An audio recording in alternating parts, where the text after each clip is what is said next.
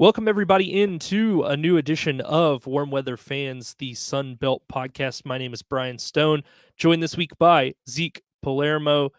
Zeke, we are here to talk about all the happenings from Week 10 in the conference, as well as looking ahead at Week 11. How are you doing today? I'm doing well. We are wrapping up high school football here in Georgia, or at least the regular season, starting to get in the playoffs. So I'm amped up for that. It's basketball season finally. I'm excited about that. And I don't know. We're recording this Monday. Tomorrow's the election. I'm just ready for that to be concluded. Whichever way it may land, it's just like, let's get over it with it, man. I'm done getting the texts. I'm done getting the emails, the voicemails, the ads. I'm done with it. Yeah, I'm sick of it as well, especially because I'm not registered to vote, and so I still get bombarded, even You're not though registered to vote? I've never voted in a presidential election. That's crazy. I've never felt passionate enough to do it. So Understood. that's just the way I see it. All right. So let's get off of that and get to a more intense topic, which is Sunbelt football. Let's start with Tuesday night's game. So how much of this did you catch? Because I watched a lot of it. Louisiana, Texas State. How much of this did you see? Cursory. I watched the big cut up afterwards on YouTube. I didn't catch much of this one. Okay. So my number one takeaway, actually, I have a question for you, but I want to give you my number one takeaway, and then I want to ask you this question. My number one takeaway is, I guess it's another question. Is Jordan McLeod just bad now, like at football, or is it like a scheme issue? And I'm not even like putting, trying to put the heat on you. I know you were supporting them earlier in the year. I'm asking strictly from someone who watched and put the eye test on it. He was missing like crossing routes.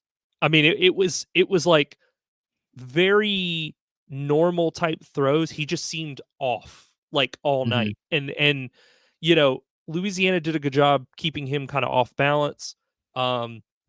Louisiana's tackling still, to me, leaves a lot to be desired. It hasn't come back to bite them yet, but I feel like there could be a key point down the road where that's the decider, is that they just decide, again, whatever. We don't tackle around here. Like we kind of let guys bounce off of us. But Louisiana did a great job kind of keeping their distance. And I'm going to be honest with you, in this game specifically, I don't know if this is going to be the case for the rest of the season. I thought Martinez, the backup for Texas State, actually looked better than Jordan McLeod in the bits that he played.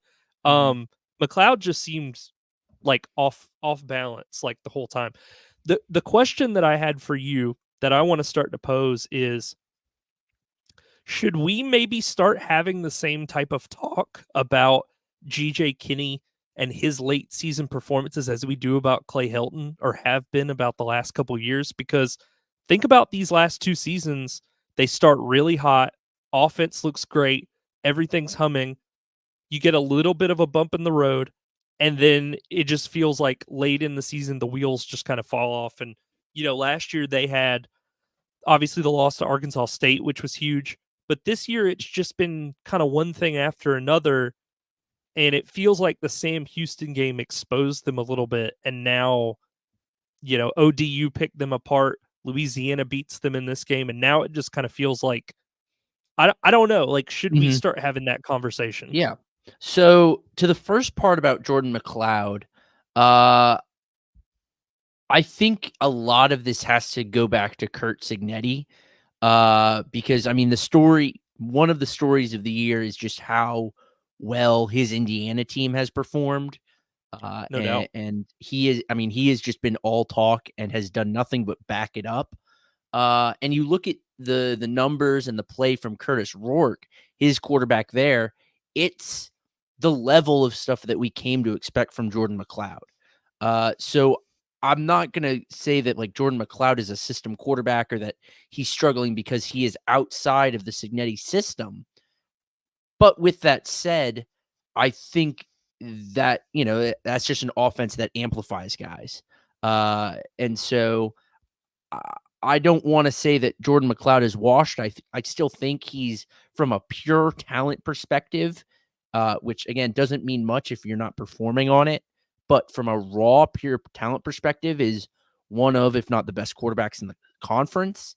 But you look at what Cignetti's done with the offense at Indiana and with Curtis Rourke, who was a guy I think last year was at Ohio, not Mhm. Ohio State, Ohio, and is turning him into like one of the best, again, one of the most efficient passers in the country.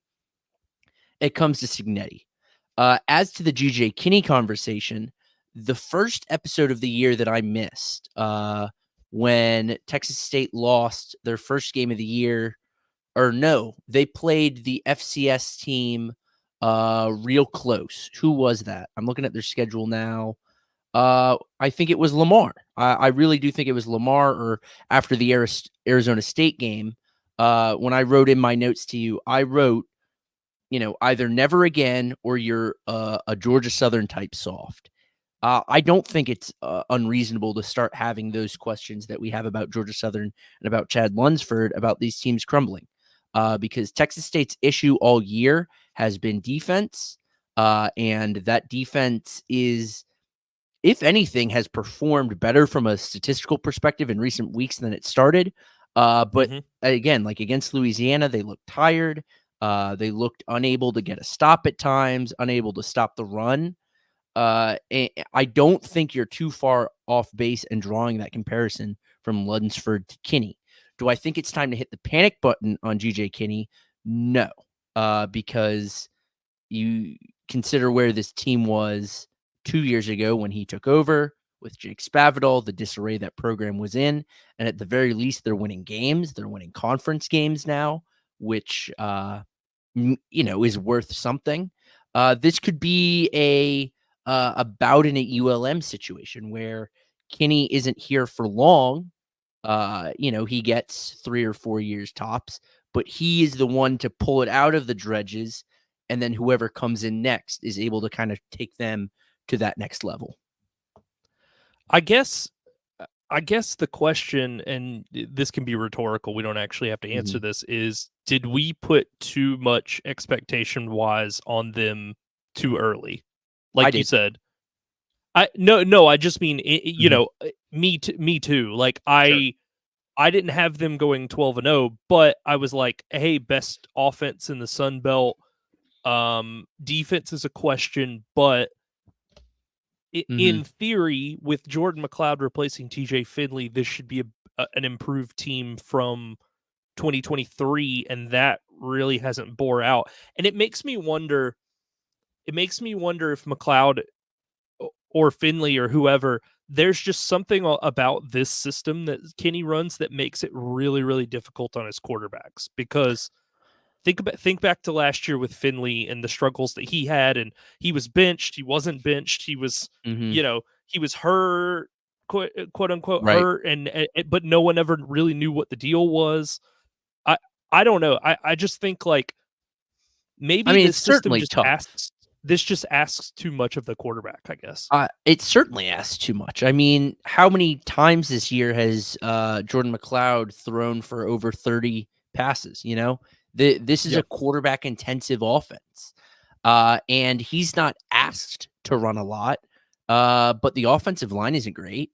I think he's taken 9 sacks or something like that, and I mean, the guy's got a good pair of legs. So this is a quarterback intensive system, and at this level of college ball, I'm not certain that you can find the quarterbacks. Like if you look at Alabama's system right now with Jalen Milroe, right? Or when Jaden Daniels was at LSU. Obviously, those are different tiers of quarterbacks than what we're talking about. Those are, NFL first rounders, guys that are turning around or will turn around. Jaden Milroe will, NFL franchises. Jordan McLeod is not that guy. That is not the Mm-mm. same conversation. Yeah. But when you watch Texas State's offense, does it not remind you of that? At least in the very least in how they utilize the quarterback in terms of like, it is all you, dude. We've got good running. They've got Ismail Mahdi, who runs a ton for this team, but that is not the and focal point of is our offense. extremely efficient at the same time. He's an incredible running back, but that is not the focal point of this offense, and it's very clear. Right. Um,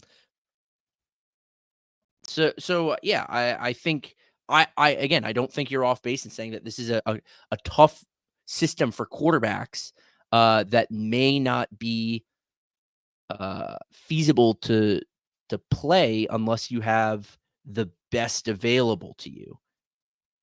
Well, I think one of two things is true, and I don't Mhm, know if unless you were in the quarterback room when they're doing film study, I don't know what that we'll ever know what the answer to this is.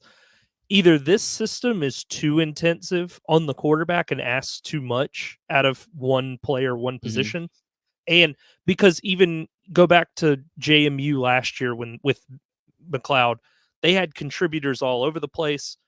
You got to think like Surratt, who followed Signetti to IU, was like a great receiver. They had multiple options. They could run the football, but I think most importantly was their defense was lights out. And so when your defense is lights out, like Texas State's unfortunately is not, it asks you to make a lot more plays than you would necessarily have to. And I think the problem is either the system is too intensive on the quarterback, or they are not making the necessary adjustments to the play calling, to the scheme, to mhm, kind of update that through the year. And I think what other teams are finding out is what they put on film in week 1 and week 2 is the same stuff they're putting on the field in week 10.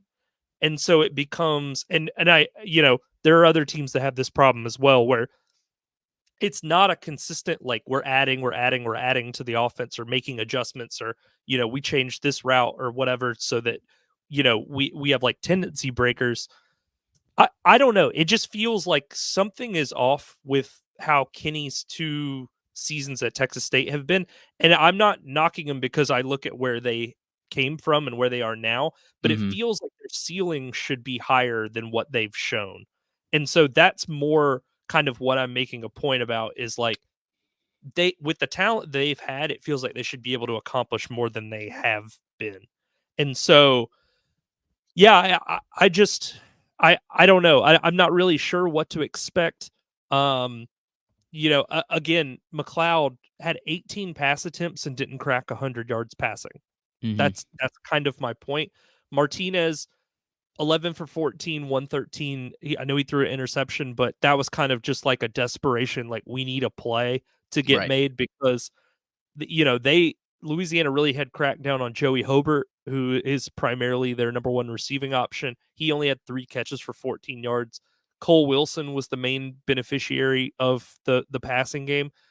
But Louisiana, despite kind of their tackling struggles when Motti or Torrance Burgess Jr. had the ball, they do a really good job in the pass defense area. They make it really tough to kind of find zones to sit down in, things like that. So I do want to give them credit, Louisiana, first and foremost. I mean, they do this thing, and it's not great, but it hasn't bit them so far. Offensively, they kind of play down a little bit, mhm, where they're really good at matching, but it doesn't feel like, hey, we're just gonna bury this team. Like, we have it's like a death by a thousand cuts. Like, we have all of these receivers. We have Lejean, we have Jacob Bernard, we have Terrence Carter, Harvey Broussard. Like, we have all these guys, and we have the running back attack of Washington and Perry. But it just kind of feels like they only really strike and get into that mode when they feel like they need to. And I guess what I would want to see is a little bit more kind of urgency from them, in spots where the other team's offense is struggling. You have a chance to bury them early, and they just kind of meander around. And then when, Texas State would start to press on them, then they would make a play. But it didn't, it felt like it was like one of those, it was almost like dancing. Like, they let the sure, other team kind of lead, and then they react, versus being proactive and being like, we're going to be mhm, the first one to put points up. We're going to score at every turn. So that's just kind of what I've observed from mhm, Louisiana. It's not hurt them yet. So, like, right. DeSormo and all those guys. Matt has said the past couple weeks that he's scared of the ULM game like he hasn't been in several years. With Well, you, maybe not now. that's what I was going to add. With Matt, I know you're not here. If you're by any chance listening, I'm curious what the Louisiana perspective is now, because they are, I think, over the past 2 weeks have suddenly burst into the best team in the conference without question. Don't even think about it. Yeah. 2 weeks ago, I put Southern in that conversation. James Madison has been in that conversation until late. ULM, but now they've lost to South Al and Marshall in back-to-back weeks. So Old I'm Dominion looked like they were finally kind of building towards mhm. something, and then they get beat at App last Saturday. So Yeah. So we ask this question every week. What does your power ranking look like? Because ULM has shot up, and right now they have no peers in my eyes. what do you mean as far as like you want me to power rank like all of the Uh, teams or just the or West, like the give West? me, yeah, across the whole conference. Give me like your top three right now, because again, I think Um, it's shifted a ton over the past several weeks. yeah, I think right now as I sit, it's Louisiana 1. Mm-hmm. I think I still this is tough to say. I think Marshall's still the second team in the conference, second best team as long as the right guys are playing. Mm-hmm. You know, if Charles Huff isn't cutting off his nose to spite his face that week and deciding, hey, guess what? AJ Turner, you're out of the game plan. Hey, Right. Braylon Braxton, why don't you go grab a cup of Gatorade while Stone Earl gets a few series in? I think top to bottom, they're the second best team in the Sun Belt. And the loss to Southern was so fluky that like Sure. again, if you're not cutting off your nose to spite your face, you run away with that game when no questions asked. But he outsmarted himself, and so I don't know, man. I think 3 is got to be like maybe still Old Dominion. Like I don't know. Like Sure. the problem is the East is such like it's like a snake pit. Like everybody is just getting in shots at everybody else, and there's not like a clear top dog. And my complaints with Helton have been well established, and we'll get to the South Alabama game, and they pulled another Marshall out of their butts in that game, but I this is the perfect year for a team like that where there's no clear favorite, so you're just kind of rising to the top almost by default a little bit because of how weak kind of the conference is. Now, I think with the way that everything shakes out schedule wise, I think Southern could definitely represent the East if they keep their current level of play up. But I just don't. I can't put any faith into Clay Helton still. Like it feels like any week he could turn in one of those Old Dominion performances like they did. So until he proves it, I just don't. I don't feel great about it. But let's wrap this up. So Mm-hmm. again, Ben Woldridge played very well, 18 to 28, 252, a touchdown. I mentioned Draylon Washington. He had 10 carries for 94 yards and a score. Um, yeah, I mean it was a really good win on the road on a very they had a bye week, but it was like a short week in the it's weird when you're playing on a Tuesday. But yeah, great win for Louisiana. I think this really kind of shows what they're made of as a team. So Matt's not here, but I'm sure he would be, thrilled that we're just kind of showering them with praise. But with that, Louisiana is now 7-1, 4-0 in the conference, still the only undefeated team in the conference. Texas State drops to 4-4 and is now 2-2 in the Sun Belt. Let's talk about Friday night's game. So Georgia State, I believe they scored a garbage time touchdown, right, to pull Yes, they, within. they scored 2 late touchdowns. Okay, so this is maybe part of a larger question that I have for you. Mm-hmm. But I'm going to use this game because they officially have made the move at quarterback from Valaire to Zach Gibson.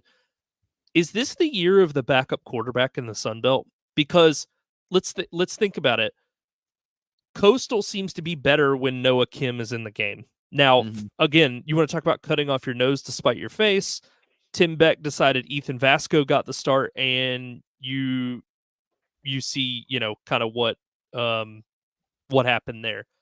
Georgia Southern has shown that they are more dynamic when Dexter Williams is in the game over JC French. Now, they won't let JC French leave the game and Dexter Williams come in unless JC French is injured in some form or fashion. So you got that. Zach Gibson steps in and is better than Valaire. Colton Joseph stepped in for Grant Wilson, and Mhm. he's shown what he's been able to do. You got Braylon Braxton at Marshall. Um, even if you want to talk about Matthew Caldwell at Troy, he's played better than, no offense, Goose Crowder, who's now injured and out for the season, but Caldwell has kind of put together better tape and better stats than I think Crowder probably would have. So I guess my question is this kind of the year of the backup in the Sun Belt? And we can kind of use this to discuss, Gibson's performance and stuff like that against Mhm. against UConn for Georgia State.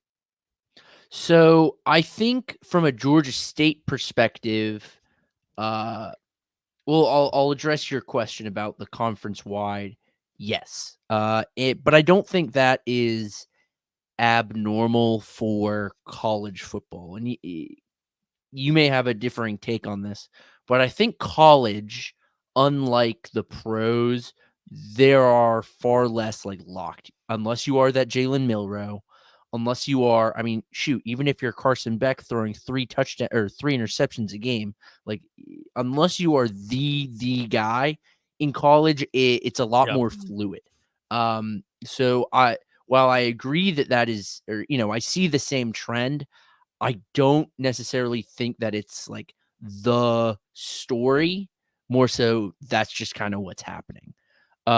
Within a Georgia State context, I frankly hate this move. I don't Going think. away from Valaire?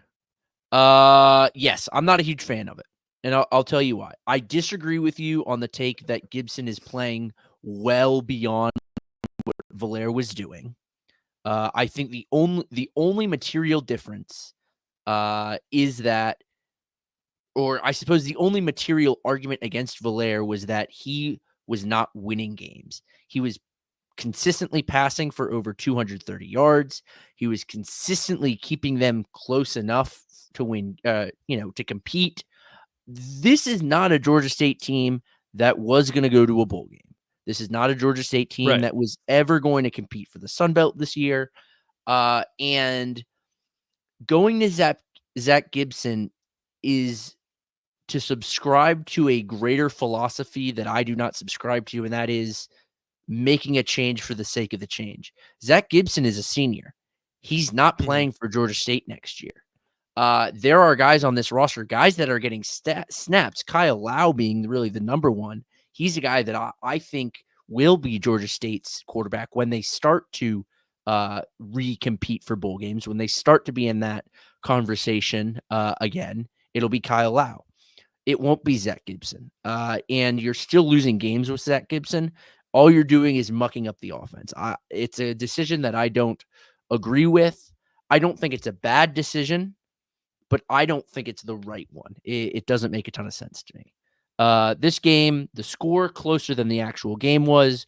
Georgia State actually put together, we called it garbage time, actually put together a really nice drive. There at the end, they did get bailed out. There was a fourth down. It was like 4th and 10 after 3 Gibson incompletions. He then scrambles, gains 3 yards, but it was a free play, offsides, so it didn't matter. They get bailed out on that for the final, their final points of the game. I don't know. What I came here today with my thought about this game was that there is a discourse that exists around this Georgia State team about this being disappointment, about how Del McGee is failing this team, and that is something I don't wrap my head around because reminder, this guy came in the middle of spring practice. He was handed a roster that pretty much was stripped down to its bones, even before Sean Elliott left, Yeah. due to graduation, and the guys that didn't graduate transferred out. So this was going to be like the down year for Georgia State. And so I think the complaints about not winning games is a little disingenuous. This is a good UConn team. This is the best UConn Mhm. has ever been in my recollection of their football program. They're doing something funny out there, and UConn's good at football. Why? I don't know. Jim Yeah, Mora Jr. Jim, something about the name, man. Freddie Brock only 10 carries. I was disappointed to see them. I will say something I am disappointed in. When this team goes down, they fully abandon their run game. And as I've said before, I believe Georgia State, um, it's not on the same tier as like Marshall or App in recent years, where they are the premier G5 running teams with guys Nate Noel, Cameron Peoples, Rasheen Ali. Like, talk about it. But Georgia State has had a very good run offense in the past several years. And Oh yeah. so to see this team deviate from that when they start to go down, even by one score, UConn led at the end of the first by 10, I believe. They had Yeah, pretty much 10-0. abandoned, they'd abandoned the run by that point in the game, which was disappointing to see and does give me long-term worry. But as I said, there are not many things about this team that do, because they're not supposed to be good. It's No. And I mean, when we were doing our preview of them before the season, I believe their over under was like 3.5 wins. So mhm. that it was around there. It was probably, I think it was the second lowest or the lowest in the I conference. I can't couldn't remember. recall. Um, but I I think this is incredibly, I think it's fine. Like Dell McGee, this year was always going to be a learning year for everybody. Dell McGee's never been a full-time head coach before. He's coached, Mm-mm. as to my knowledge, one game as interim at Georgia Southern in like the GoDaddy Bowl in like 2015 that he won. Right. Um, but the rest of the time he's been a position coach. He's been a lead recruiter. From what I can tell, I looked at, I know 24/7 will totally screw your team unless they have somebody running the page. So, like, I can't well, I'm gonna be honest, like, you can't use it for the teams Right. that don't have somebody running the page recruiting-wise, but from what I've seen, McGee's doing a heck of a job recruiting for the 25 class, especially in and around Metro Atlanta, and you've said this multiple times. Elliott was based, and his family all lived in South Carolina. It didn't feel Mhm. like he was making the effort, from what I've read, to to Right. to really embrace like the guys that kind of maybe not slip through the cracks, but maybe they were going to take a gray shirt to go play at Right. UGA or something, like, or didn't have the grades obviously to get into tech or something like that. So So to that point about like what Del McGee is doing different than Sean Elliott, I was in Atlanta on Saturday, and I noticed something that I had never seen on Georgia State's campus since I began following and covering and caring about this team. And that was just yard signs about the homecoming game saying, mhm, "Hey, we have a homecoming football game. We want you there." And it I it's fairly well documented that Sean Elliott did not campaign for this team. He was going to run through a wall for everyone on his roster, more so than maybe any coach I've ever personally met. That guy cared about that team and wanted them to succeed and wanted the guys to succeed. I mean, the one thing Sean Elliott is known for nationwide is for being a guy to, for slamming his head into his player's players helmet, right? coach. Yeah. Yeah, players coach Sean Elliott, but he was not a campaigner for the team. No. He wasn't. He didn't. I'm sure he wanted to. He wanted this, but to the public eye, he didn't want the brand of Georgia State football to increase beyond what it existed as. Mhm. Um, and read into that however you want when you consider he took a down, not really, definitely a downward job when he became a positions coach back at South Carolina. Um, so, take that to mean what you want about his real attitude about Georgia State and his job there. But Del McGee wants this football program to be something and to be cared about. And I mean, this is the South. People care about football no matter the size, no matter the level. From middle school to the pros, like anywhere in between, football is football in this region. And so I'm excited about that for this team. Yeah, I mean, again, this was always going to be a dry run season for him.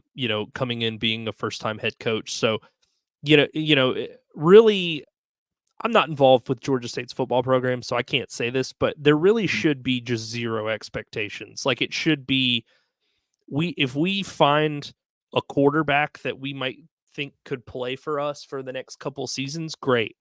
But what we're going to work on is, getting the coach.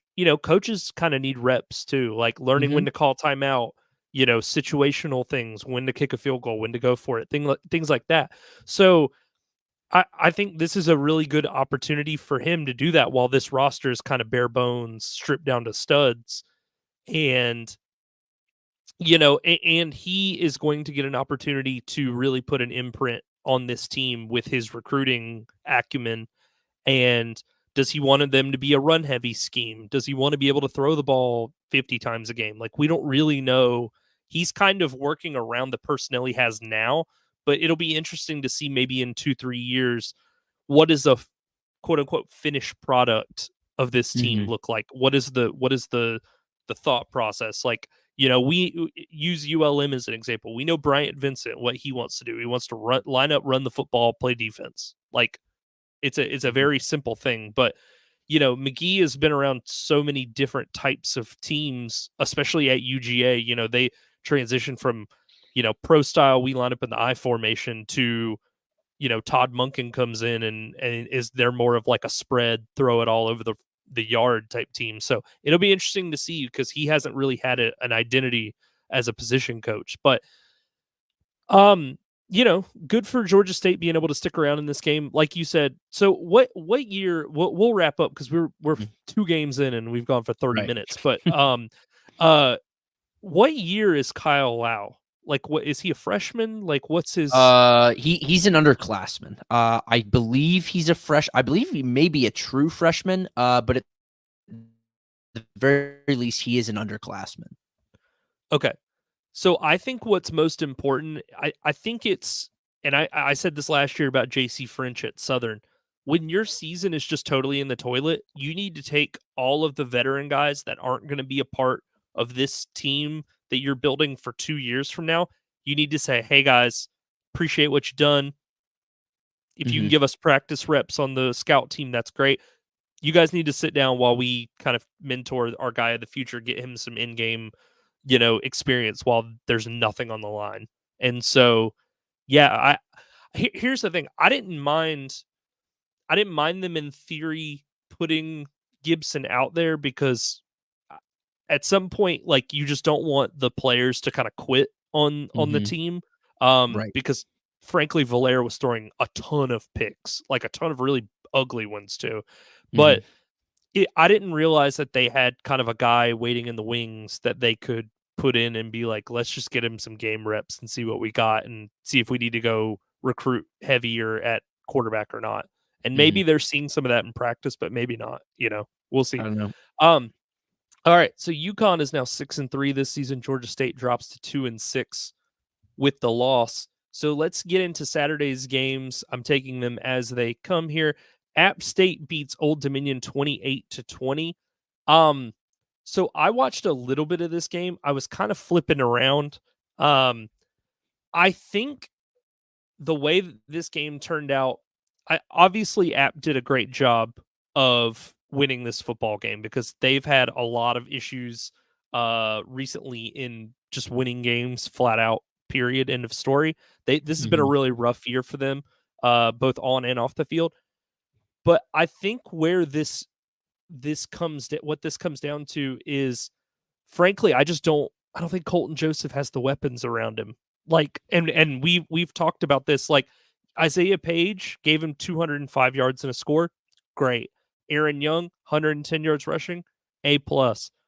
Outside of that, who do you have as contributors? Like, the defense is pretty good. And, App has struggled offensively this season, but they have the ability to score points in bunches. And so to hold them to 28, you would think, hey, we either need to be in this game or we need to have a lead. And for Colton Joseph to go 27 of 38 for 332 and 2 touchdowns, and you scored 3 points in the second half, it kind of screams to me like they just don't have the horses around him to kind of get Yeah. them back into the conference race almost. I think nothing evidences your point better than just looking at. I mean, dude was sacked 5 times in this game. I mean, this was probably his best game yet. I mean, the guy's been ripping off really, really good games, hundreds. Yeah. He's been ripping off, 20 and 70 or 270s. He went 330 and 42. I mean, it was his worst rushing performance, but he still gained 42 yards. Consider, I think they count 5 of those sacks, so consider that. But that's your point right there, is the guy has no one to get the ball to. There's no one to relieve that pressure.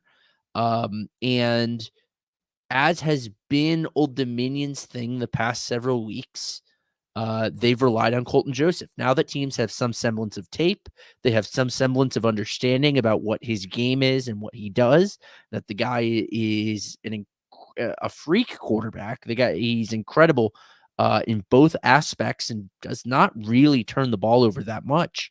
No. Now that they have that knowledge, though, it's just like what we saw. It's like what we're seeing at Arkansas State. Like, now that you have the tape on the quarterback, on the phenom that came out of nowhere, it's starting to fall apart.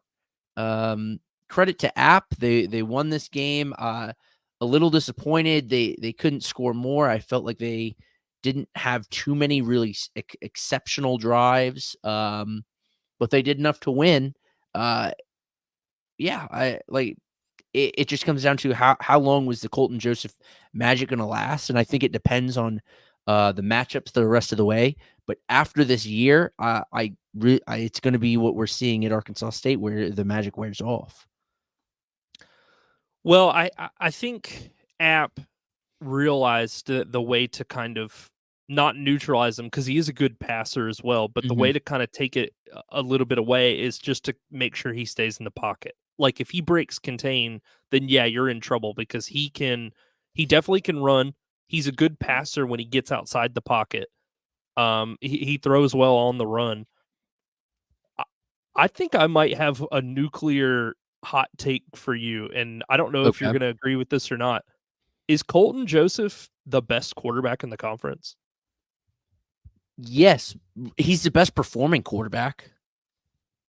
Well, I just mean, like, we've seen McLeod's ceiling, but he hasn't played up to that. Aguilar has had really, really shaky games this season. Like, the one that he played against Louisiana was frankly pretty bad. It feels like all the guys that we anticipated coming into this season that were going to be kind of the benchmarks for what we think quarterback play is going to be in this conference have not really held up.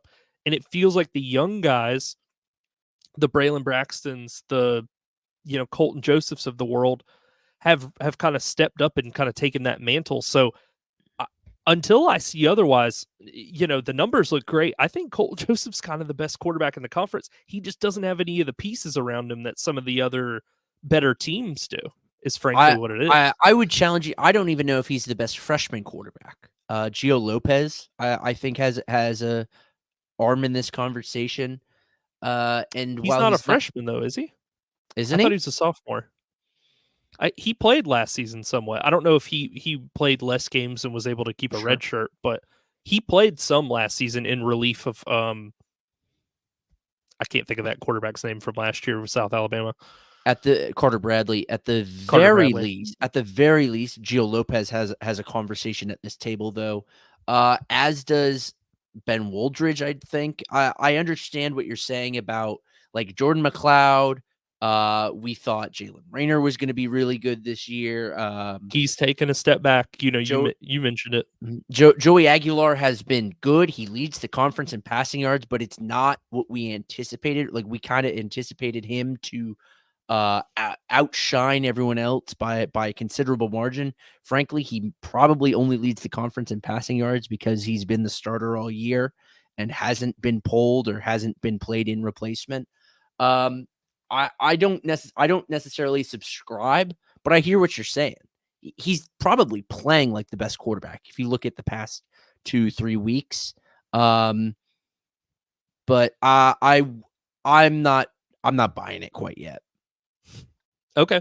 I just wanted to throw it out there because it feels like he is, and if you put him on a team with more talent, that he would take like another step over what he's doing now. But right now it feels like he's just carrying Old Dominion football on his back.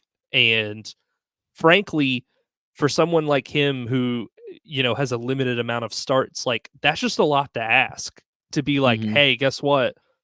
We've got maybe one contributor a week that'll step up and make plays for you. Otherwise, like, you're going to have to be the leading rusher most weeks and throw for 300, 280 yards because we can't run the ball consistently. Like, without you. I don't know. I'm very cautious because this is the almost to the dot same playbook we saw out of Jalen Raynor last year. And right now the dude has a almost equal touchdown to interception ratio. It's almost 1-to-1. So I'm definitely pessimistic in that sense because it's easy to draw those comparisons. They're similar types of players. They're equally electric. They're on equally struggling teams that needed a playmaker desperately. But this offseason, the only thing Arkansas State needed to do was go get Jalen Raynor some guys. And, whether you want to say they needed a defense too, and they didn't figure that out. That's right. been their Achilles heel the whole time. But that doesn't necessarily impact Jalen Raynor's performance, which has been fine. But it wasn't the Jalen Raynor that we were led to believe that we would get off of last season. Well, I think too, and we're getting way too into the weeds here, and we can move off of this, but and it was a great win for App, not taking anything away from them. I think we also anticipated that Zeon Chris was going to be in the mix, and then he up and transfers to Houston. Weirdly, I know it was for like NIL reasons or whatever, but weirdly transfers to go hold a clipboard for half the season. Now he's starting now, and they just won. They beat Kansas State with him last Saturday playing, but I don't know. Like we thought the main race coming into this season, at the end of last year, it was going to be these two freshmen in Jalen Raynor and Zeon Chris, and it's like Raynor has taken a step back for whatever reason, and whether it be play calling or weapons or whatever, and Chris is gone. So you got to find somebody to fill that void. And I think Colton Joseph has kind of filled the void for both of them. And I think the thing that impresses me is that he's doing this in spite of not having anything really around him.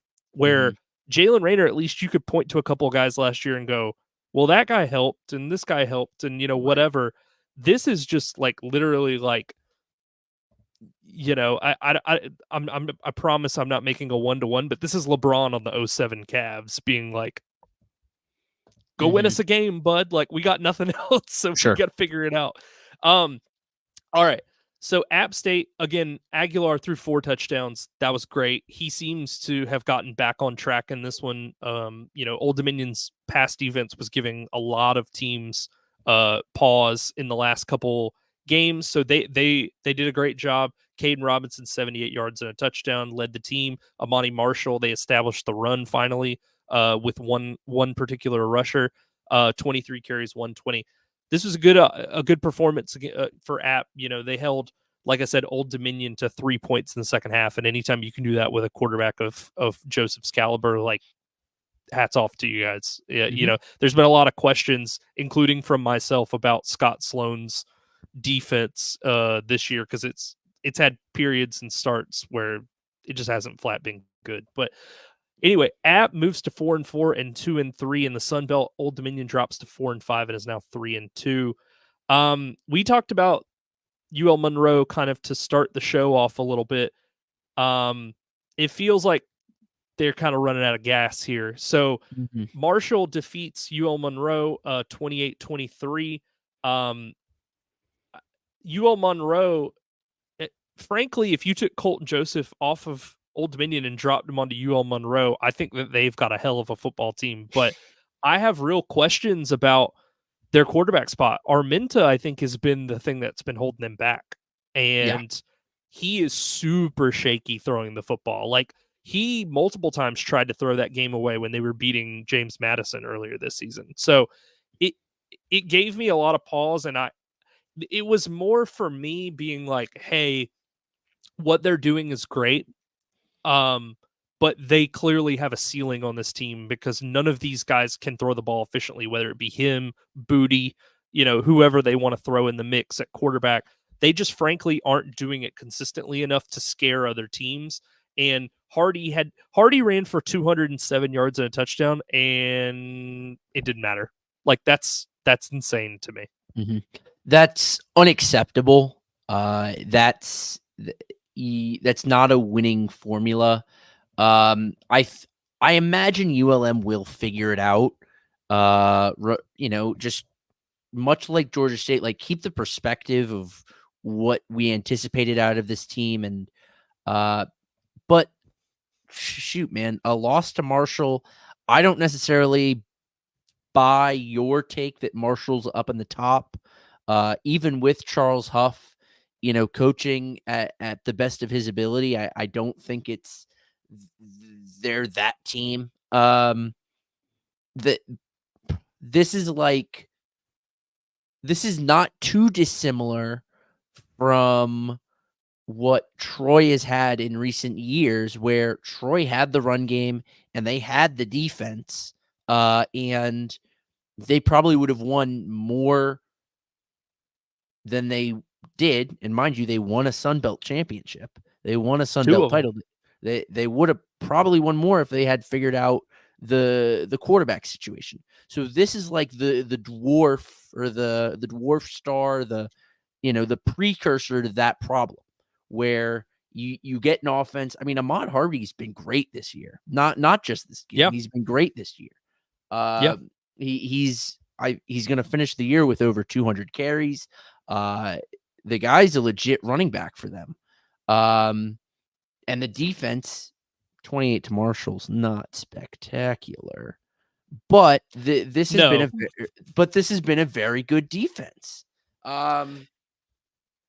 Well, I'm going to say this. I'm not going to let you besmirch the name of Gunnar Watson like you just did. I'm not letting you slide on that one. Gunnar Watson was very good for what they needed out of the quarterback spot. They didn't need a Grayson McCall who was going to come in and or Colton Joseph. They didn't need a guy to put up 370 total yards every game. Like, they were well balanced. They played defense. It was a little bit like James Madison with Jordan McLeod last year, where it was like Texas State's probably asking him to do way too much because they have no defense usually on a given week. Like, they have up and down real performances, but you never know when they're going to give up 45 to Sam Houston. So, like, maybe you're asking him to do a little bit too much. My argument for Marshall is they are 5 minutes and a backup quarterback for Georgia Southern away from being undefeated in the conference right now. Like, I think that it was as fluky as it got.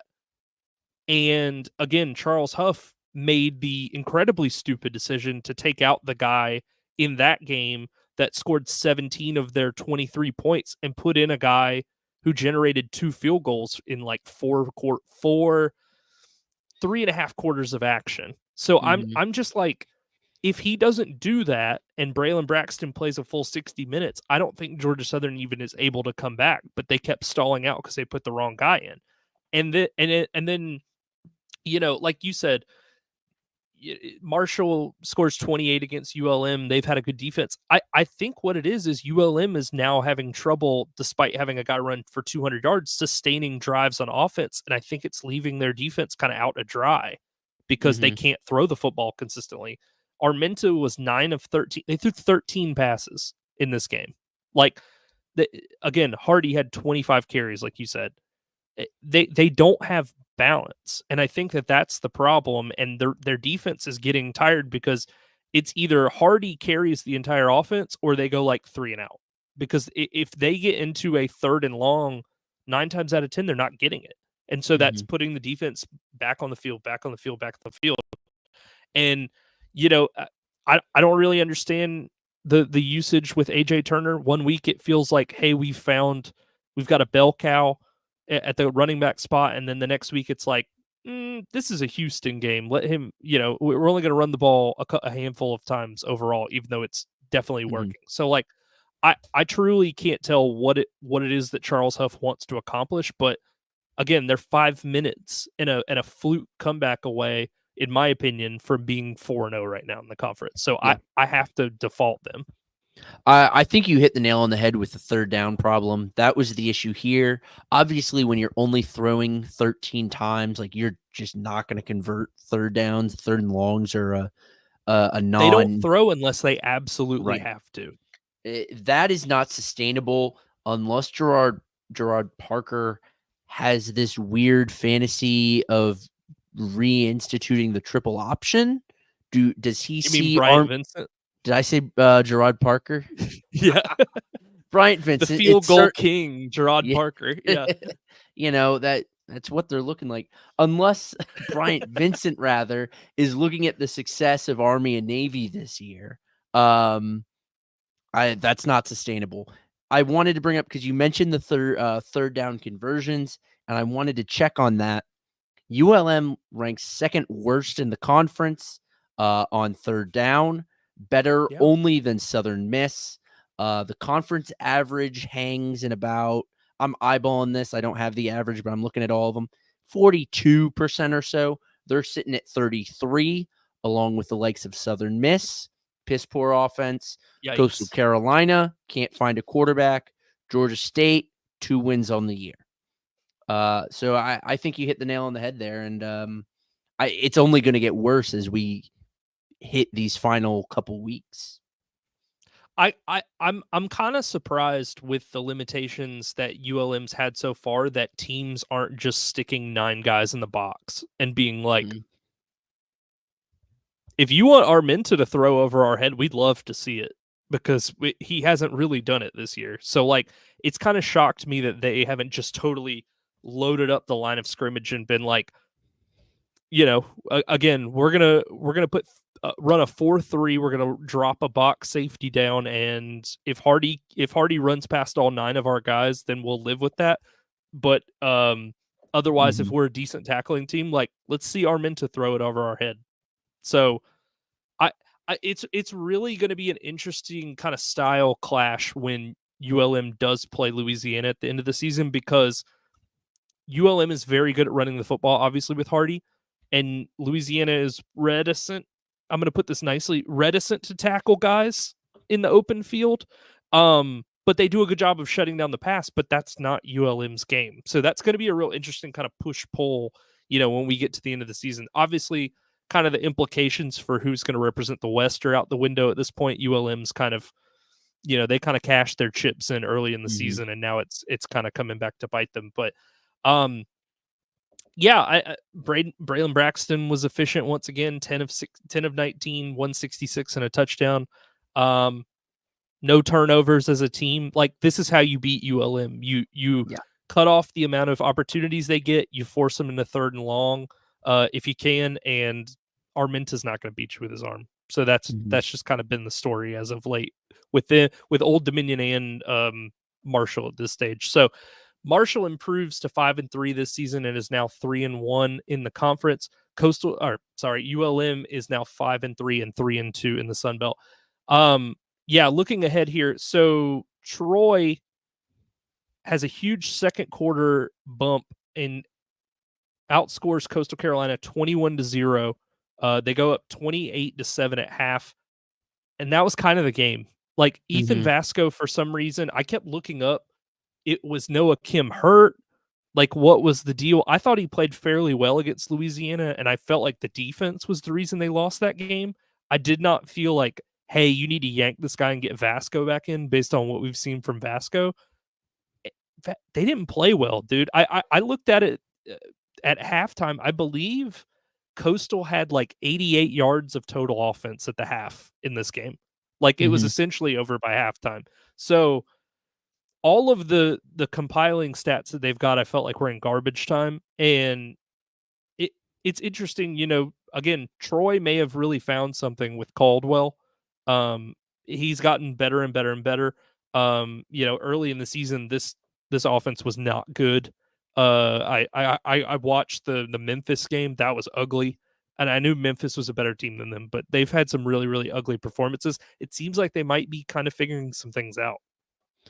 I was disappointed by Troy because, frankly, they let Coastal back into this game. Obviously, with a 28-7 lead, you don't put your foot on the brake quite yet, but you start to let off the gas. You start to run it. You see that in the box score. They ran the ball like 55 times, and unlike ULM, it was by choice and not by necessity. But if not for a 41-yard touchdown in about halfway through the second half, this is a 24-31 game. This is a 7-point game. Yeah. You look at, Coastal, because I was watching this game, and Coastal came out in the second half, first drive, ultimately ended in a field goal. You kind of wanted more because they went like probably 10 plays or more on that drive into a field goal. Mhm. Kicked it off. Troy fumbles the kickoff. They get the ball back. Coastal scores a touchdown. That's a 10-point swing right there. Troy then ripped off the 41-yarder, but did nothing really the rest of the game. I thought Troy's defense floundered in the third quarter when it needed to just get like one or two more stops, get one or two more stops in the third. Then you can just hand it off 7-8 times a drive, kill the clock. I don't know if it was a matter of defensive incompetence. Obviously, Coastal had incredible field position on the fumble kickoff. You get the ball in the red zone, like they're going to score, field goal or otherwise, touchdown or, whatever. Um, I was disappointed by Troy because, shoot, this is one of the few wins they're going to have this year. And it looked like at points that they wanted to hand it away in that second half. Well, I think that goes back to Parker's conservative mindset. You Mhm. know, I'm not saying every team would do this because I certainly know that there are coaches that wouldn't, but there are a lot of coaches that would just put their foot on the throat of the opponent. They go up 3 scores at half, and it's like, let's just keep doing what was working. And Parker has this tendency, you even see it like when they're down. It's like, Mhm. hey, it's 4th and 2 at the opponent 20. We're down 17 points. You want to just go for it? Nah, kick a field goal, make it a 2-score game. And it's like, all right, man. And then Mhm. they just are never in the game again. So uh, maybe they found kind of a little bit of a spark offensively because their team had been horrible as a whole unit. Frankly, like the defense wasn't getting stops. They were a far cry from what they had done the past couple years under John Summerall defensively. But offensively, it was just like boring. They don't do anything that really. They don't have any talent that really jumps off the page. When you're looking at it, or even like when you're watching it. But former Georgia Southern running back Gerald Green really contributed here with an 83-yard touchdown catch. Um, and he cashed in to start the game from 1 yard out. So Mhm.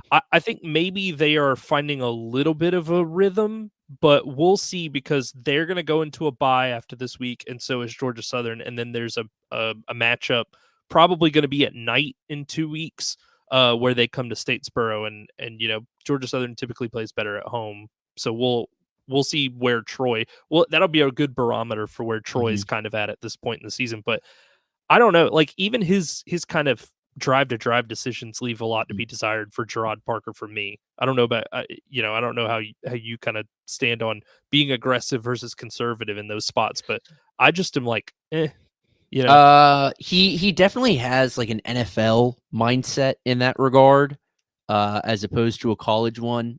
In college, coaches tend to be riskier, tend to be less risk averse. Um, so his decisions at times, going for it, clock management, play call in when you're behind the sticks, appears to me a little more pro oriented than college oriented. Don't know if that means anything. For Troy, they've got one win left on the schedule, and it's disappointing because it comes in the final week of the season against Southern Miss. Yeah. That is going to be, you called the Southern game a barometer. I think that will also be a barometer because at that point, when here's the thing, when you play Southern Miss, yeah, Troy, when you play Southern Miss, you're going to tell the world whether you are crap or whether you are a good team that needs a couple years. Whether Yeah. you're a good team that's in the process or if you are also Southern Miss. So it's disappointing that game comes so late in the season, where both of these teams are going to be playing for junk. Um, and by the third quarter, both teams are going to have the walk-on third string center, long snapper, senior playing in his final game, and we're going to see all the seniors that have like 4 special team snaps over the course of their career. They're going to come out Yeah. for like the opening kickoff or something like that. So it's a poor timing, but like that's the barometer for me is if Troy should, as any college football team should, handle Southern Miss. But They if they should. don't, they should. Here's the thing: if they don't, you have to wonder: is Troy? Are they not a good team that's going to get better? Are they instead just a bad team? I don't know if you saw that. So there are all these companies. I promise this comes back to Troy. There are all these companies that are launching streaming services that aren't necessarily in the content entertainment business, and Mhm. one of them is Chick-fil-A. Did you see Yes, this tweet a couple weeks ago that was like the Troy Southern Miss game is going to be I streamed did see exclusively that. on the Chick-fil-A mobile app? That one I is was going to like, hell yeah. be. Are you familiar with the Sickos Committee? Oh yeah. Hmm. Oh, that's gonna be their Super Bowl. I don't know if there's gonna be a game that the Sickos are up for, like Troy Southern Miss this year. That's gonna be like sicko morphine. Oh Like my it's just gonna be like straight to the vein, like just pure god. uncut sicko. Like if you're watching that game and you have no rooting interest in either one of those teams, you need help. Like you need to go find somebody to talk to because Yeah. you better literally have nothing else better to do. Um, but again, wrapping this up, I truly don't understand what Tim Beck is doing at the quarterback spot. Like Noah Kim looked good in the times that he's played, and there Mhm. hasn't been, at least when I was looking during the game, there wasn't a reported injury. So that means it was the coach's decision to put Vasco back in. And if he's doing that, then I'm just like, yeah, he doesn't know ball at that point because Vasco, I mean, be real, like Vasco's not it. Like Yeah. he's shown to be incredibly volatile on the field, and frankly, you can't win with that, especially when you don't have superior talent to everybody else. He pegs me as a Derek Carr type in that the dude is gonna put up any number of yardage. You say, "Hey, Ethan, I need you to throw for 240 today." He can go do it. He'll do it on 56% completion. He'll Yeah, need 45, 50 passes, but like, shoot, he'll get you the yards. He's yeah, not going to win you games, but the dude is going to be, he's going to win accolades for his yardage numbers. stuffing That's the stat sheet. exactly that's the type of quarterback Vasco strikes me as. And For some, our co-host included, that might be enough. A Derek Carr Yep. type might be enough. But for me, Well, that doesn't fly. no, I want somebody with a higher ceiling than that. So anyway, Troy improves to 2-7 this season and is now 1-4 in the conference. Coastal drops to 4-4 and is now 1-3 in the Sun Belt. Getting to the last game of the night, Georgia Southern, South Alabama. This was a wild one. I don't know how much you kept up with this. So basically, what happens is Georgia Southern and South Alabama, they go into half, it's 14-13. It's back and forth. Teams are kind of trading, drives. Georgia Southern did this thing that you saw when you watched the JMU Georgia Southern game in person, where they just fall asleep after halftime. Like, I don't know what they do at the half, but they always come out in the third quarter just flat. And so they came out flat.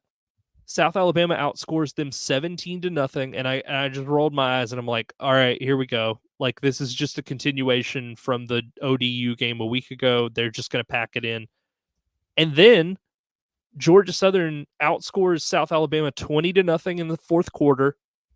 There was a series of events that really felt like it was breaking the Jaguars' backs, and it was like, so JC French finally throws the ball longer than 5 yards down the field. Crazy, I know, but bear with me.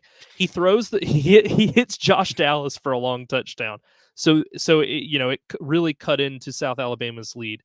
Then on the ensuing kickoff, I think it was Pritchett for South Alabama. I can't remember exactly who the kick returner was.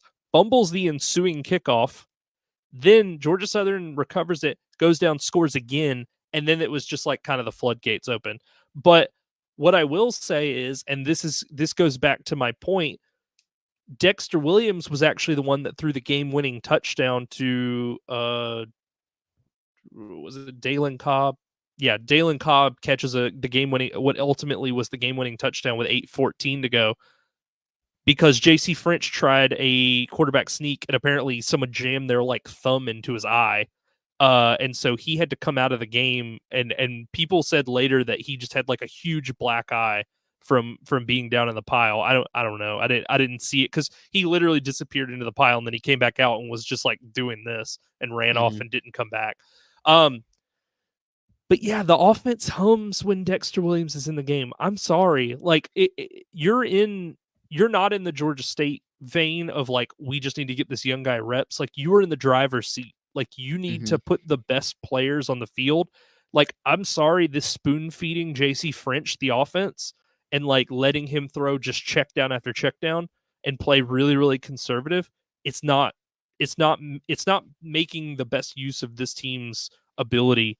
And so if they drop a game because JC French is not hurt and Dexter Williams is still just hanging out on the sideline drinking Gatorade, and they fall to like Coastal or Troy or whoever, it's going to be totally on the shoulders of Helton. And it's one of the big reasons why I still don't believe in Helton is it's going to take an act of God for him to kind of see like, okay, we finally need to switch out the quarterbacks here. So I have been a JC French defender for a couple weeks, but I had an epiphany this past weekend, and something that hit me because a conversation that I've had with my brother, who's a Georgia Southern student, he's adamant that you cannot build a program on transfer quarterback after transfer quarterback. And for most of this season, I've agreed with him that Dexter Williams was not the choice because you need to build some longevity into this team. And I subscribed to that for pretty much up until this past weekend, when it hit me that is true for Georgia State, but it's not true for Georgia Southern. Why? Because Georgia Southern should be winning football games right now. They are, at the very least, in a position where that is the expectation, where even if they weren't winning games, they should be. Whereas when you're Georgia State, it doesn't matter. We're trying to move forward, right? So I've flipped my script on this, and I agree with you that Dexter Williams, you could argue, and I would have probably up until I even would argue still now that they're roughly comparable, French and Williams, although Williams is a little more polished, older, obviously, more experience. So he has a bit more refinement and therefore has an edge. Yeah. Georgia Southern is still pushing for a conference title. And Yeah. it's correct that you can't build a program around a new senior from the MAC every year. That's not how this works. But you can win games by doing that. Yeah. Granted, Southern really hasn't the past few years. You look at Van Treese, Davis Brin, guys they only won 6 games with. But this is the best position Southern's been in several years. Certainly since Clay Helton got there. For So sure. that was just something that I'm definitely late to this Dexter Williams party. We had last week when it was Matt and I, the one chat we had from the audience was we need to start Dexter Williams right now. We should have done it 3 weeks ago. Yeah. And I'm late to this party, but I understand what you guys are saying, and I agree with you now. That's the one thing that pushes it over the edge to me because it's situational. Like I agreed. Wait, so your brother was on the side of you can't build through transfer portal, or was that you? No, that was my brother, and I agreed with him, and I think Oh, again okay. for a rebuilding team, I believe that's true. Well, and that's the mindset that I had last year when Davis Brin had already nuked their season. Like after, throwing 1,000 interceptions, I was like, yeah, just get French in because if that's the guy you're planning on going with, and he's got years left, and the season's basically already over. Who cares? I mean, no offense, who cares if you make the Montgomery Bowl or the Camellia Mhm. Bowl or whatever, and you guys get to play a MAC school in late December. Who cares at that Right. point? Like you need to start building for next year now. Like and it again, it took an act of God. Davis Brin had to be so bad in that App State game last year for them to give French a shot, and French came in and threw a touchdown against App, and then he broke his arm, so it was just all for naught at that Mhm. point. Zeke, I have a question for you, and I'm gonna put this forth in the audience, whoever. Would you like to take a guess at how many wins Clay Helton has in the month of November as the Georgia Southern coach from 2022 till now? Now, I believe you either tweeted this or texted this to Matt and I, so I am spoiling the game. It's a big fat goose egg, isn't it? No. So he had up until this weekend, he had one win in Mhm. 3 seasons in November as Georgia Southern's head coach. It was the only win he had was in 2022 when they played and beat App State at home in like that triple overtime Mhm. 55-48 game. He just doubled his win total in November by winning the South Alabama game. And people are still in my mentions on Twitter being like, "Are you still down on Helton?" Yeah. Yeah, dude, I am. Like I again, it would take the act of God for him to be like, I guess Dexter Williams is gonna play. Like JC Mhm. French is gonna have to get hurt in order to put this team in the best position to win. And for that reason alone, like on Shark Tank, I'm out. Like I can't do it with him, man. Like I understand you want to be kind of loyal to the guy that you anointed the starter, but how many times does it's like that parable about, you know, a person wants God to send him a sign and they're like he keeps being like, "Hey, I sent you a helicopter. I sent you this, sent you that," and you just didn't get it. This is what's happening right now. Like, Mhm. how many times does he have to lead a comeback in a conference game to keep your hopes alive for you to finally get it? Like, is he going to literally have to slap you in the face? So that's just what I don't get. Like, how dumb is this guy to not get Mhm. these signs that are all playing out? I about Helton, let's put you in a world where Southern makes the conference championship out of the East. Hmm. Um, does that change it for you? Because your complaints are, I would argue, or uh, I've gathered, I've observed, are not necessarily about like wins losses, and that's No. because that's something that, I mean, shoot, that's what a coach is measured on, but that's not necessarily your concern. Would I be right in saying that? Yeah, my thing is this is a down year for Mm-hmm. the conference, and this is why the Eagles are rising to the top. If this had Mm-hmm. been a normal year like last year where you had JMU and Troy and App was in the mix and all these teams are like hanging around like at the top, that would be one thing. But again, the East is just a pit of vipers. It's just a bunch of teams that one beats the other and then it's like rock paper scissors all the way through. My issue is this game and Marshall are like smoke and mirrors. Like the Old Dominion game, I think, is proof that things can fall apart very, very quickly. Mm-hmm. And I, if they make the title game, and let's say they lose to Louisiana, and let's say Helton decides, hey, I'm taking a job elsewhere, I'm fine with it. And I would not have said that about any other coach that led us to a conference title.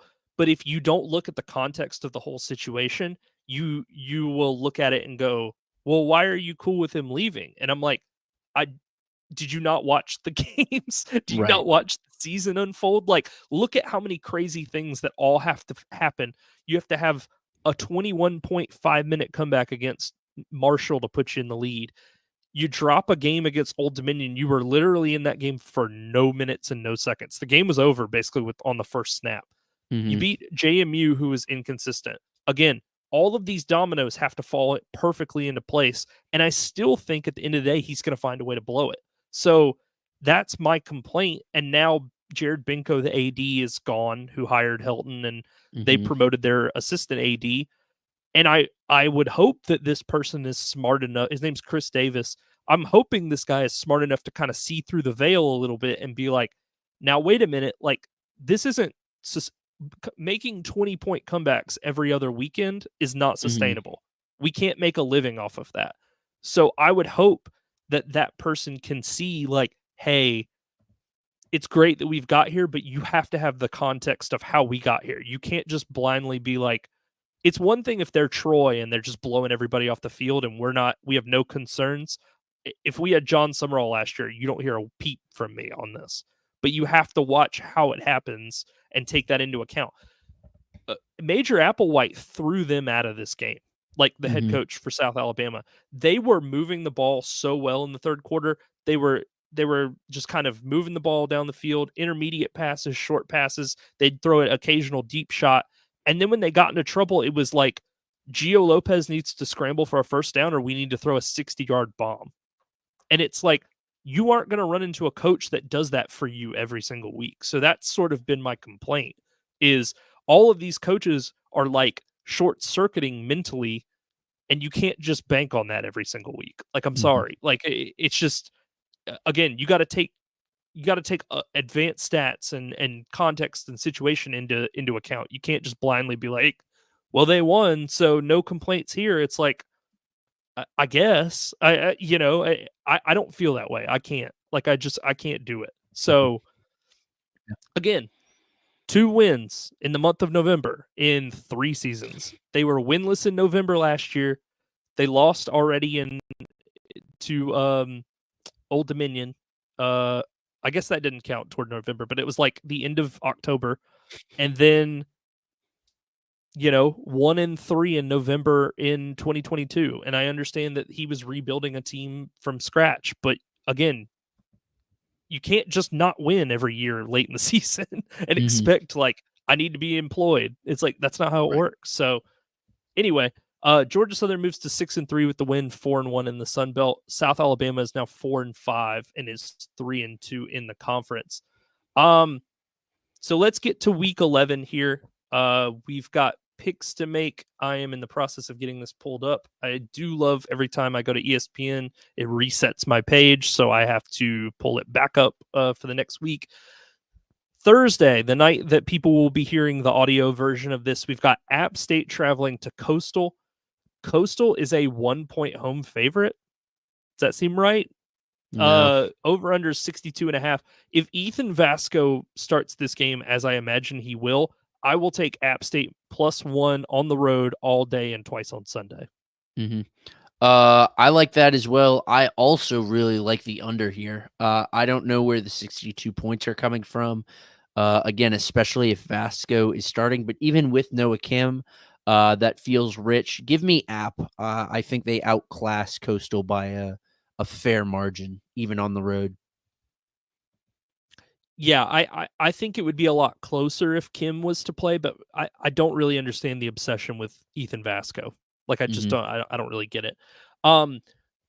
Noon on Saturday, we've got Texas State traveling to Monroe to take on the Warhawks. It's on ESPNU. Texas State is a 7-point road favorite. Over unders 49.5. I'm gonna take the under I 49.5.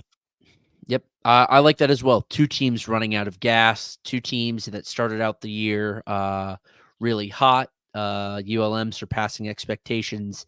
Texas State not meeting my expectations. Give me the under. I think these are two very good teams, or I think ULM's a very good team, and I think Texas State is a good team, maybe. But they're both running out of gas. The offense won't be there. ULM's going to run the ball 50 times again. Give me the under. All right. 3 o'clock on ESPN Plus. We've got Marshall traveling to Southern Miss. Marshall is a 13.5-point road favorite. Over unders 54.5. I'm taking Marshall. I don't even really have to think about it. Nope. The No. non Will Hall coached Southern Miss team, like you would think, like maybe they'll get like a little bit of a bump. I just want to put in perspective. Ethan Crawford for Southern Miss has not thrown a touchdown this season. He has 4 picks and 0 touchdowns.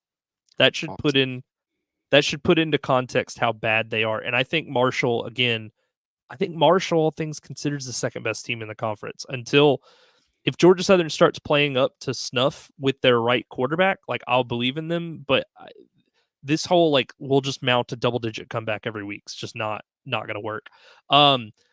Another a 3:30 kick, ESPN Plus. Georgia State's traveling to Harrisonburg to take on James Madison. James Madison is a 16.5-point favorite. Over unders 54.5. I like Georgia State plus 16.5. It's a no, but I'm just telling you, it's a lot of points. Yeah. That's number one for me. Number two, Alonzo Barnett can play poorly independently of how the other team is. Like Sure. we have seen him just struggle for like seemingly no reason. And I took Georgia State to cover in that UConn game, and they were getting blown out, and they found a way to cover. So it's not so much of a, I think they're going to win. It's just, Mhm. I think it's a lot of points for a real shaky JMU team at this point in the season. I hear you. Georgia State has found its way into games, especially late. I don't know their cover percentage or anything like that, but I do Well, know that Christian Valaire's not throwing a ton of picks, which is helping them out. But James Madison, when they win, puts teams away. When granted, that's when they win. Couldn't do it against ULM, couldn't do it against Southern. But with the exception of, funnily enough, Gardner Webb, the only exception, they're winning by that margin in every win, with the exception of Gardner Webb. Give me James Madison. I think when they win, they put teams away. And I don't think they're shaky enough that Georgia State wins. Therefore, I think JMU puts them away. Sure. So you have JMU minus 16.5 as It's your pick? rich, but I don't usually like lines that big, but yes. Okay. 5 o'clock ESPN Plus. Arkansas State is traveling to Cajun Field to take on Louisiana. Louisiana, again, also is a 16.5-point favorite. Over under 60.5. I'm going to take Arkansas State plus 16.5. Solely for this reason. Louisiana plays to their competition. Mhm. and they have not shown a penchant for blowing teams out that they are better than. You go back and look at the Southern Miss game, they outclassed App, and it was still close, even Mhm. though Aguilar threw like 3 or 4 interceptions in that game. And then even on last Tuesday, it was like they're clearly better than Texas State, and they still let Texas State hang around with the backup quarterback and McLeod not playing that well. Mhm. So, all things considered, I'm just gonna sit and cross my fingers and hope that Arkansas State covers. The over-under is juicy. I don't think 60.5 points get scored here. But I do believe Louisiana more so, I believe Louisiana does cover. Um, I'm sorry. I believe Louisiana does not cover. They certainly are gonna win, and I don't think this is gonna be one of those covers where or one of those games where Arkansas State is always in it. I think Louisiana leads by 10 or 14 for most of the game. But I haven't seen that second gear from them. Like just like you just said, I haven't seen that second gear from them that I spoke about with JMU. They're very good, but they're not the JMU, Troy, App teams of the past where they're just crushing bad teams. Like they win, and it's comfortable-ish, but it's Mhm. always like 10 points max. So Yeah, I it's I just almost like it's a sneaky good. Like if you looked at yeah, just the record, you'd be like, "Oh shoot, this Louisiana team is very, very good." But then if you went a level deeper and you looked at just the scores and obviously the result, you're like, maybe they're not. You start to have questions about it. Think it's a shaky. right. But then if you sit down and watch the games, you understand this Louisiana team is legit. They just don't finish the job until the game's over. Right. Yeah, that's sort of my beef with taking them, especially with a huge spread. I mean, Mhm. it just doesn't seem it doesn't add up. They haven't done it yet this year. Um, so right now we have 74 people watching according to the platform that we are streaming on. Thank you everybody that listened. Thank you everybody that watched. Please think about subscribing to us on our YouTube page. Zeke, could you prompt them with the little thing? Yeah, We do you we got it. do these episodes once a week. We would love to have interaction with people who are watching. If you have comments, questions for us, anything, feel free to join us down at this link below, youtube.com/at warm weather fans. You can follow us on Twitter at warm weather fans. We tweet games, we make picks. You've if you've been listening, you see all that. And then you can subscribe if you want the audio version of this on all of our platforms, Apple, Spotify, what have you. Zeke, tell people where they can find you personally, and then I will do the same, and then we'll get out of here.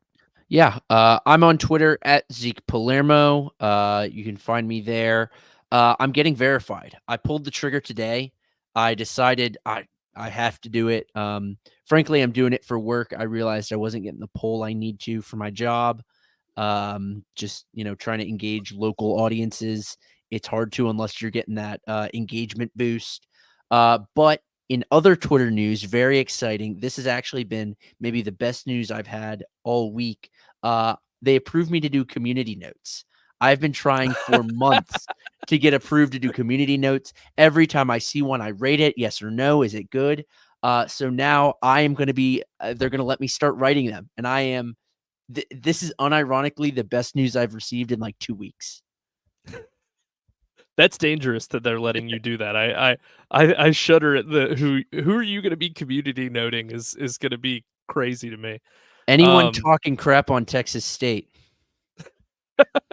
including you're going to be myself. you're going to be community noting our own Twitter account. That's wild. Um, as always, you can find me on X and I guess Instagram. I don't really post that much at Watch the Stone.